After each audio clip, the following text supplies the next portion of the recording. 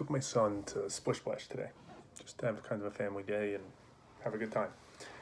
And as I often do, um, wherever I go, I see opportunities to learn, to think, to question, to understand, all those types of things. So today was no different.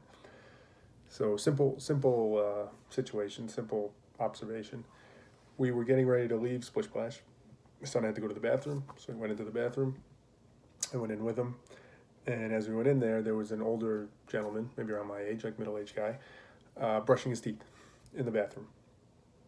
And my son saw it, I saw it, and as we walked out of the bathroom, he understandably said to me, like, "Hey, why was that guy brushing his teeth in the bathroom?" And I had been thinking the same thing. My first initial reaction as I saw it was, "What the hell is this guy doing? Why is he brushing his teeth at Splish Splash?" And my mind went, as many of our minds do often, kind of to a negative place of why would he need to be doing that? Like, what happened at Splish Splash that he felt the need to brush his teeth? And just, this makes no sense to me. But the beauty I found of having a kid is they ask questions. And when they ask questions, I feel compelled to answer them. And when I feel compelled to answer them, I feel compelled to be thoughtful and give an honest answer. And being thoughtful and giving an honest answer, although that seems simple and obvious, has been really impactful for me. Because, well, what's my honest answer? My honest answer would initially be what I said. Like, I have no idea what the hell that guy's doing. I can't imagine a reason why he's brushing his teeth in a Splish Splash, and kind of give that sentiment of that guy's got a problem. But then the thoughtful piece kicks in. Because as I start to think, I say, well, that's my first reaction. But is that the answer I want to give? Is that the lesson I want to teach my son here? Is that something seems odd to us, seems abnormal for the way we would normally act? Therefore, we judge it and presume and assume that there's something weird or strange going on. Well, no, it's not. Although that's my initial reaction, and that's how I've kind of thought for much of my life. That's not the way I want to think, and it's certainly not the way I want to teach my son to think. So instead, the thoughtfulness kicks in, and my mind goes where it should go, which is, well, I don't know why he's doing that, to be honest. There may be a good reason. Maybe he's got some sort of medical issue.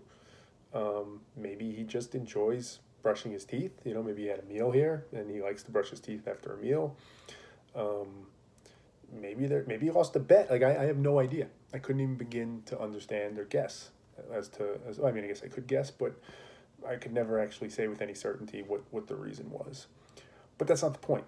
The point is, it's how do we react when we see something that seems abnormal to us? How do we react when we see something that doesn't make sense to us? And I think it's human nature to an extent, or at least most of the humans that I've been around, to judge, to assume negative, right? If it's something that doesn't make sense to us. But it's the beauty of philosophy to me. By philosophy, I mean thinking about our thinking, trying to gain wisdom.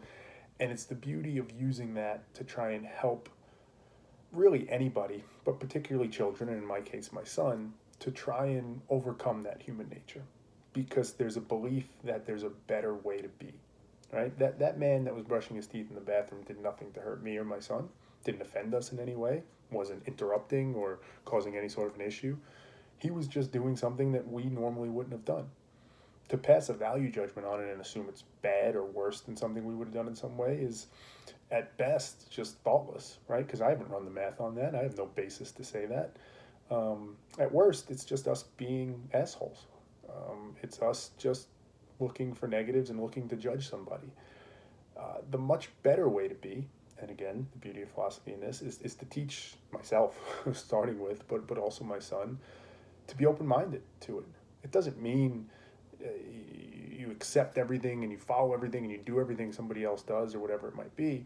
It's that you have a healthy level of, as I always say, not even a healthy level, of a ferocious, a ferocity in being open-minded, right? A ferociousness in wanting to be open-minded and understanding and being open to people doing things totally different than we normally would, but also a ferocious skepticism, right? If it seems bad in some way, if there seems to be some risk, you don't let that slide. You pick at it, you search it, you question it, you understand it.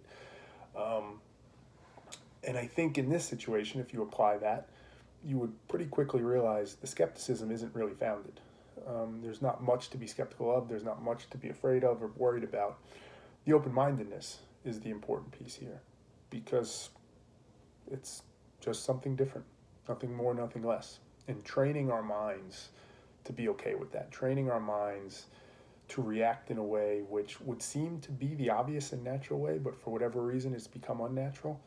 Training our minds to see something that doesn't seem normal to us or make sense to us and say, oh, that's interesting. Maybe I wonder why the person's doing that, or maybe I should start doing that, or maybe that's just interesting, whatever it is, but not going negative, not assuming something bad. To me, that's one of the most important things you can do. And that's why I want to continuously try and teach these skills. And it's these little moments. It doesn't have to be the big thing. It doesn't have to be the big news story on TV, the big social issue or political issue, and you need to get into that with your kids, and people feel like, well, that's not appropriate for a 7-year-old or an 8-year-old or whatever age it is. Okay, maybe we could debate that, but let's even assume it isn't. Let's start with the little interactions like this. And for me, right, I don't mean to project this on other people, so I'll only speak for myself. I can't tell you how many times, I'm sure subconsciously, or sometimes maybe even consciously, I've run into a situation just like that, where I've seen somebody doing something that didn't make sense to me, and without even spending a second to think about it, I judged it and viewed it negatively. And I've probably done that numerous times with my son right there and even said it to him. And that's my goal, to be better about that and to try and help set the example for him and hopefully others to be the change I want to see in the world, to eliminate that way of thinking, because it's not useful, it's not productive, it's not functional in any way.